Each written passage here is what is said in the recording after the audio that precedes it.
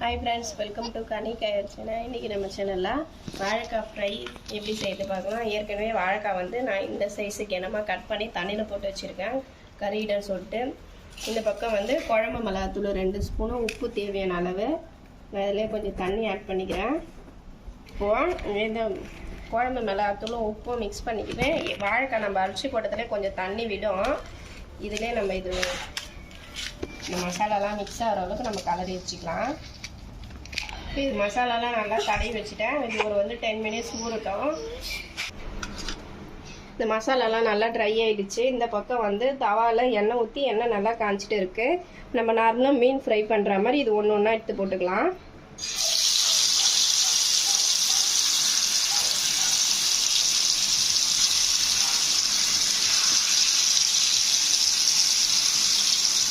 இதே மாதிரி எல்லாத்தையுமே போட்டுட்டு நல்லா வெந்த பிறகு திருப்பி விடணும். இப்போ கொஞ்சம் கலர் மாறினோடனே ஒரு சைடு நம்ம திருப்பி போட்டுக்கலாம். ஒன்றா திருப்பி போட்டு வேண்டியதுதான். திருப்பி போட்டு இந்த சைடு ஒரு 5 மினிட்ஸ் வெந்தோடனே எடுத்துக்கலாம் ஃப்ரெண்ட்ஸ். நல்லாயிருக்கும் சாப்பிட்றதுக்கு.